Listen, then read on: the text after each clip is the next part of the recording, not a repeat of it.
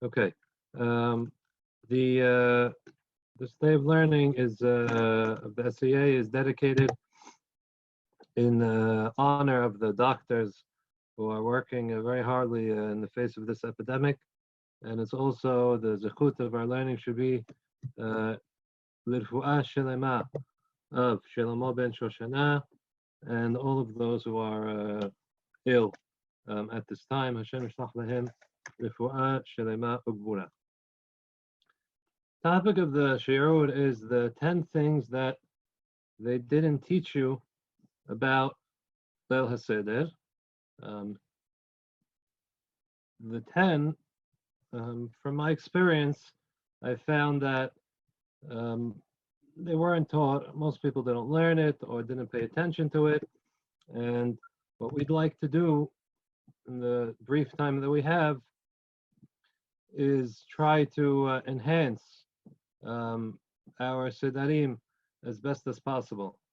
It's going to be a little bit unusual, the Seder that we're going to be celebrating this year. Unfortunately, we may be alone, not the usual family gathering. So, it's our responsibility to try to enhance it, to bring meaning to it as much as we can, because this night of the Seder is the night, the primal night of education. It's a night of education. It's something that no other religion has. There is no other religion that has an evening when I'm obligated to sit down and teach my son, my wife, myself. That's mandated night of education.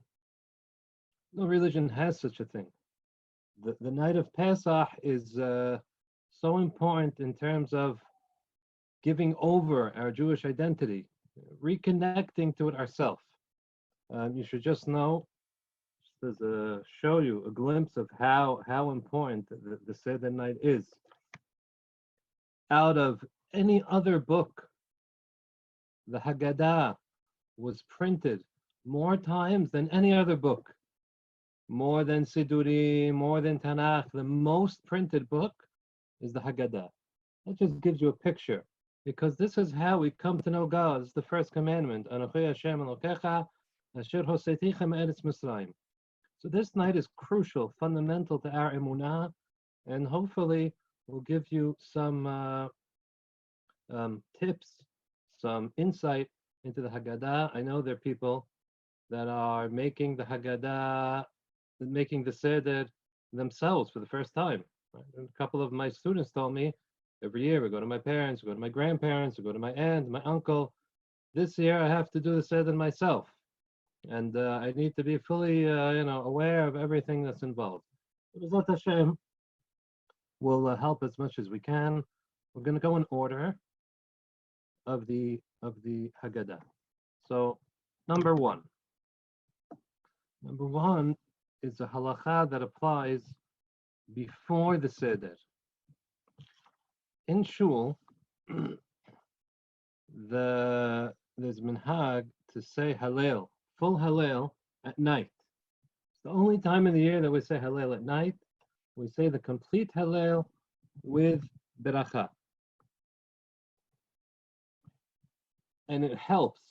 It's a minhag, of course, to thank Hashem for the miracles of that night. Praise God for the miracles that occurred on the night of Pesach. But it also solves another issue. Because if you look in the Haggadah, we have Hallel. Where do we have Hallel in the Haggadah? You can answer this one. Feel free to answer. Where do we find Hallel in the Haggadah? After the meal. After the meal is one part. Good. Where do we have the other part? After Birkat Hamazon. That's after the meal, after Birkat Hamazon. But we still have another two Mizmorim. Where is that found? End of Magid. End of Magid. Yes, sir. Good. And the Magid. I have two Perakim at the end of Magid. And then I have 2 perakim after Birkat Hamazon. And that's why I don't make a beracha of Lel Haseder. Yes. Because I'm breaking it up. I'm doing half and half. So I can't say a beracha. In shul, when we say the full Hallel, we say the beracha. And that's how I'm able to make a beracha on the Hallel. So that's one benefit of saying the Hallel in shul. There's no shul, unfortunately. You're going to be praying at home, Bezat Hashem, with their families. So make sure to say the full Hallel after Arbit. What's also important is that the women are obligated to say Hallel as well. Right? All the mitzvot of the night of Pesach apply to women just like men. There's no difference. Equal rights, totally equal men and women on the night of Pesach. So therefore, before you begin the Seder, make sure your wives, your daughters, make sure the women say the complete Hallel with the beracha before the Seder. Okay, that's point number 1. Point number 2, we're going to jump to Karpas.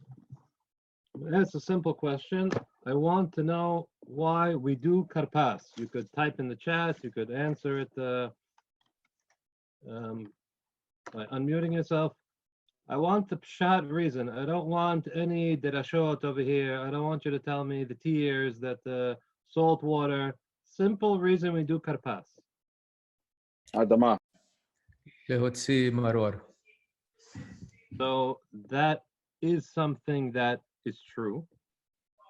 That when I say the beracha ha'adama on the karpas, I am covering the maror later on, which is a question if I need to say maror, beracha maror or not.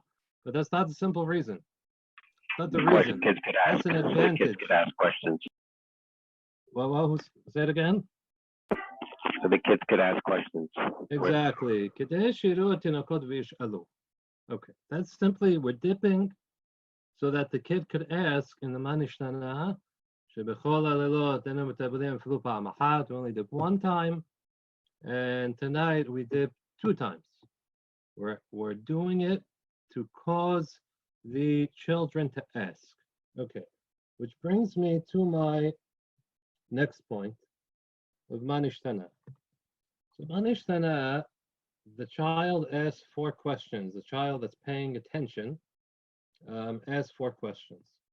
Right? There's an assumption here that we're doing things different. This way, the children will notice and speak up and ask about it. Unfortunately, children don't always ask. They're not always paying attention. There's one thing that we do. We take the tray away, right? Why do we take the tray away? Same idea. So the children should ask. What happens most of the time? Children don't ask. You have to ask them, hey, you notice why they take the tray away? What's going on? But the assumption is that the audience, the children are looking, noticing little differences. Okay. So now the child asks 4 questions. He wants to know why we're dipping 2 times. He wants to know why we are leaning. He wants to know why we're eating matzah, and he wants to know why we're eating maror. So we say later, we do tell him why we're eating matzah, right? Where do we tell him why we're eating matzah? Which part of the Haggadah? Matzazo. And the same thing, marorzo. Do we tell him ever why we're leaning?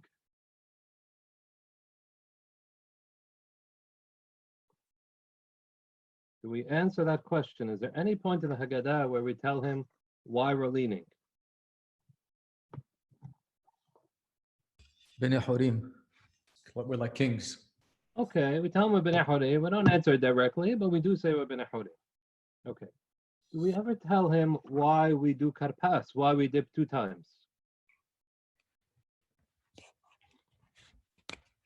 We dip twice. We dip the karpas and we dip the maror and the haroset. We dip twice. Do we ever tell him why? What's the reason why? This is what's, ironic. What's the reason why? Why do we dip 2 times? We say one So that the lehotzi. kid would ask. We said so the kid will ask. So then what are we going to tell him? We dipped 2 times because we wanted you to ask the question. We never tell him why we do karpas. So one of the 4 questions is not answered. Why don't we answer the questions? I want to give you a different way of looking at the Manishtana here. It's the way the Abarbanel and others look at it. The 4 questions are really one question that's bothering the child that's at Lel Haseder. The child at Lel Haseder sees behavior that's contradictory. On the one hand, we're leaning, which implies we're free. We're leaning, implies like we're royalty. On the other hand, we're eating maror. What does that represent? Bitterness, slavery, abdut. On the one hand, we're dipping, which also represents derech herut, right? Who dips? Who has many courses and they dip? Melachim, bnei hurim. On the other hand, we're eating matzah. So what's happening here is that the child that's watching is very confused. Says, I don't understand. Manishtana halayla zemekol halalot means, why are we doing things tonight that are contradictory? The child knows there's nights of the year that we celebrate. We have Sukkot, we have Shavuot, there's holidays. And the child knows that there's days of the year that we fast and we're mourning, like Tra B'Av and other days. But why do we have a night where we're doing both? That's what's bothering the child. That's his question. The 4 questions are really one question. What's with the dichotomy? What's with the contradictory? We're doing things that are derech herut, like leaning and dipping, and we're doing things that show like we're abdut, slaves, like eating the matzah and eating the maror. That's the question. And how do I answer the question? Very pashut. When do I answer that question? Avadim ayinu. Yeah, right after. We tell him, Avadim ayinu b'Mitzrayim, we were avadim. That's why we're remembering that, derech abdut. Hashem took us out. That's why we're doing derech herut. That's his answer.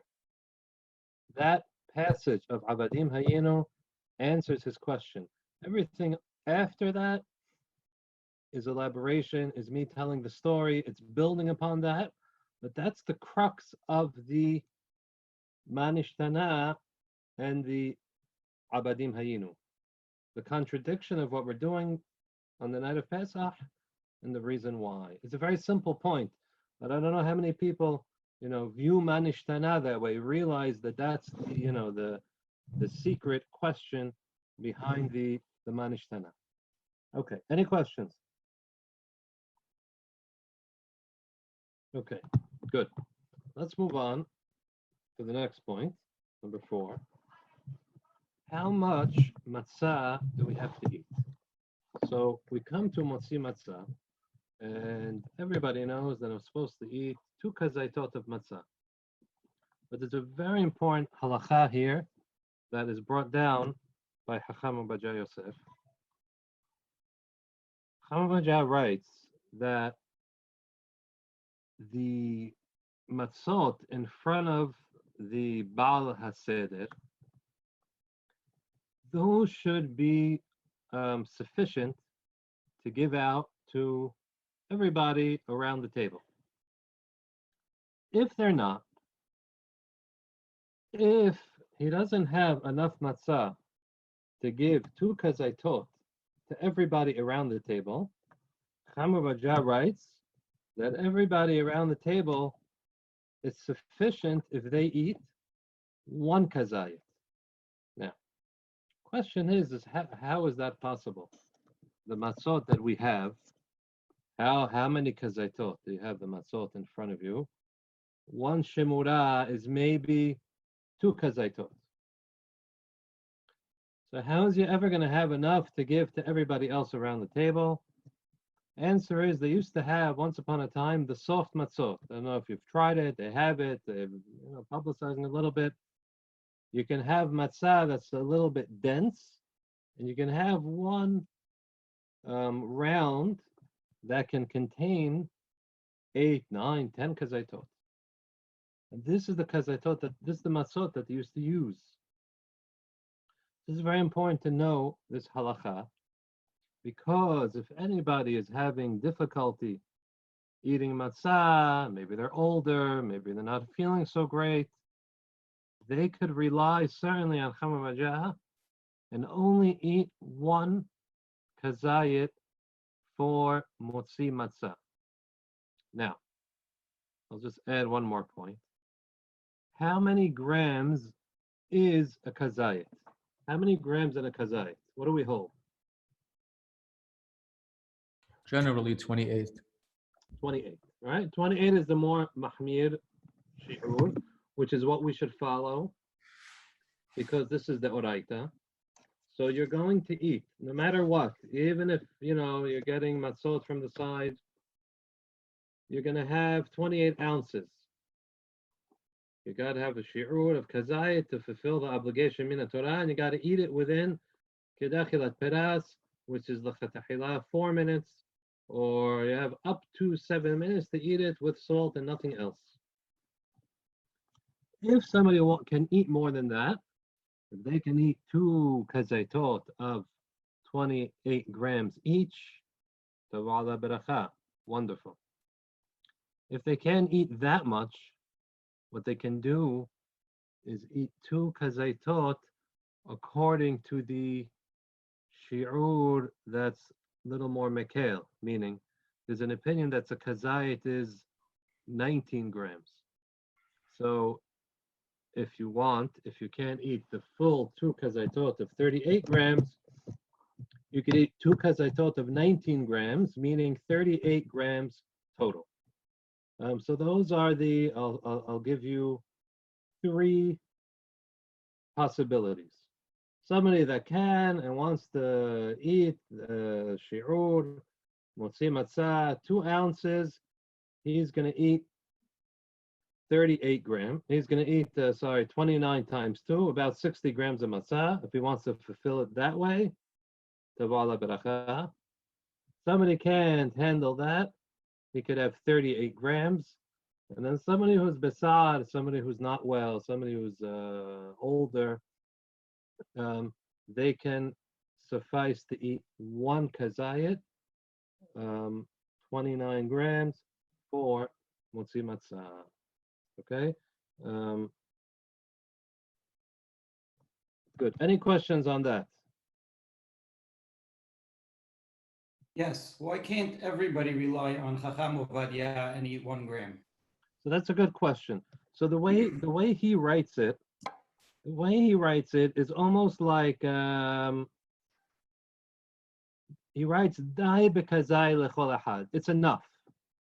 That's why Chacham Ovadia is writing it. You look at other Sfarim, look at his children, the way Chacham David Yosef, Chacham Yitzhak Yosef, they don't write it like that. They write tu kazaitot. So because the way he says it is dai, it's enough, it implies that, you certainly can do it. You're within the range of halacha, but it would be better if you eat the 2. But certainly if somebody ate the 1 at 29 grams, he's yoseh the mitzvah l'chol ha'de'ot. And again, if somebody is not well and somebody's older and has difficulty, for sure, there's no question about it that they can rely on that, certainly. Yeah. But even a healthy person who wants to, use that heter, he certainly can. Okay. Okay. Good. Let's move on to the next point. The egg. We eat the egg, and when we eat the egg, what do we say? What is korban hagigah?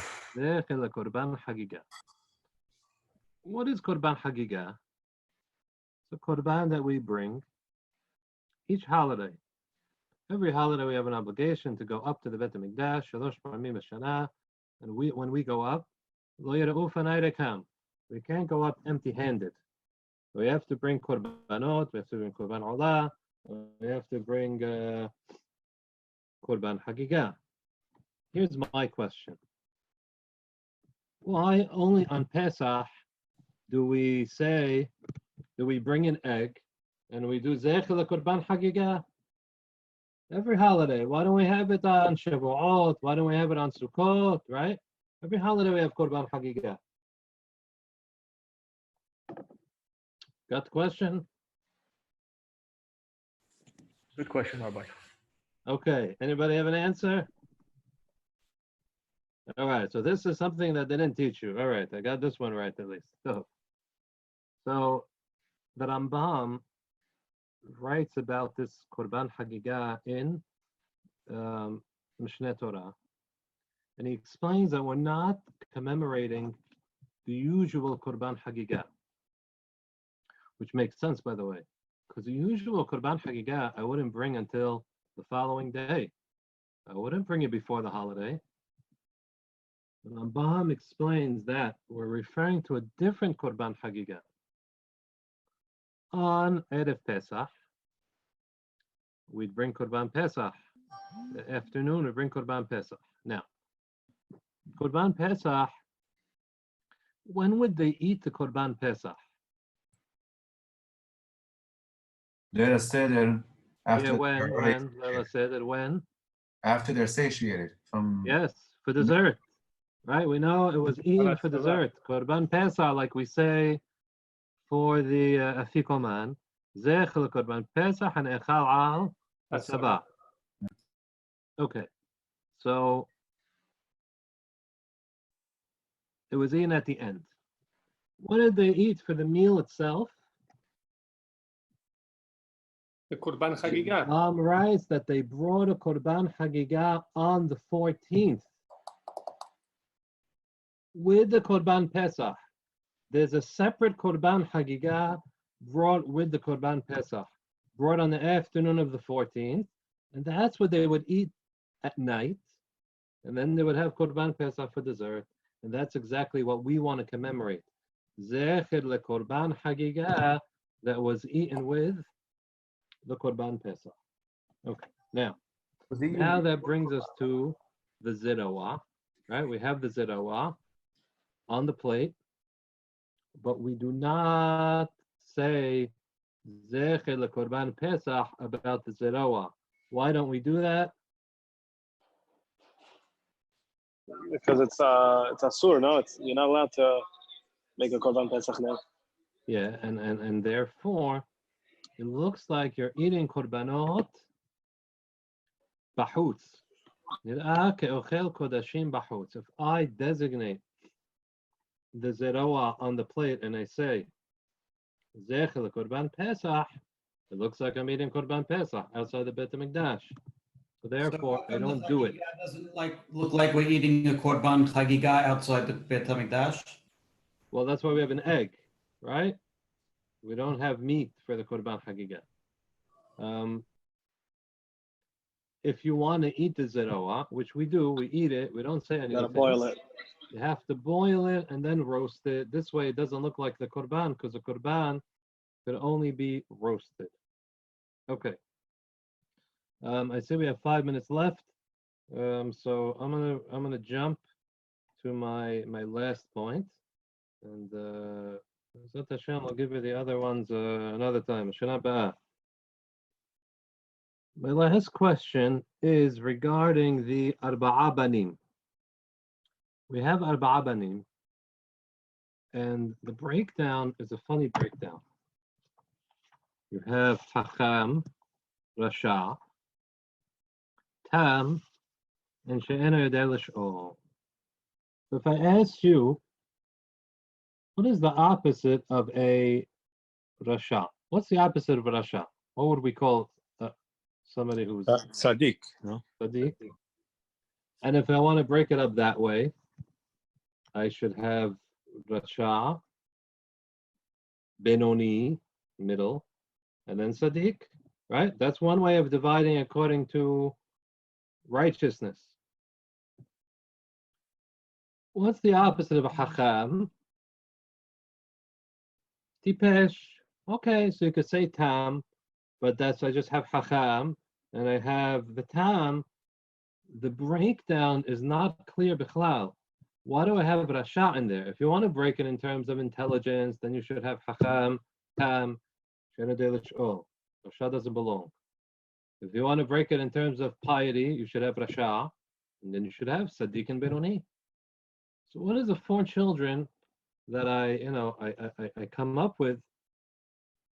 They're not coherent. The group of the 4 doesn't make any sense. So the breakdown here is in terms of excitement. The Hacham is most excited. He's asking, what is everything? I want to know, teach me.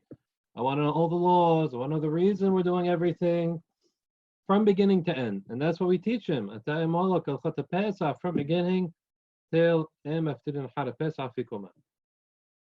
Rasha, not just he's not excited, the Rasha is complaining. Rasha is very unhappy. You don't want to, he's uninterested. And that's why the question of the Rasha is what? Ma ha'avodah hazot lachem. What is this avodah? What is this painstaking, suffering night we're supposed to be celebrating over here? What is this avodah? The Tam, not so excited. He doesn't know. He says, mazot. What is it? The she'en yodeh l'sh'ol is like the Rasha. She'en yodeh l'sh'ol is not interested. He's not even interested enough to ask the question. The Rasha at least is coming and harassing you. Ma avodah zol lachem. She'en yodeh l'sh'ol is the kid, like the teenager that puts his head down and he puts his hoodie over his head and he's not interested. Hajj doesn't want to hear it. That's the breakdown of the children over here in Lel Haseder, which teaches me that the first thing I need to focus on Lel Haseder is getting the child excited about what's going on that night. Opening his eyes as to the importance of Lel Haseder, showing him this is what we've been doing for thousands of years. This is the foundation of Emunah. That's our job. It's our job to give off that excitement as Lel Haseder approaches, and even if it's a Shalol Lishma, however you're going to get the child at the table, interested, vested, whatever you need to promise them, whatever gift you need to, you have to, whatever deal you got to come up with, you need to do that to get them on the table, excited, asking, involved, interested, and Be'ezrat Hashem, that will leave a tremendous roshem. Then the last seder that we grew up with, this is a very powerful impact on our lives, and we need to create that. Even if it's not the ideal situation this year, we'll make it ideal.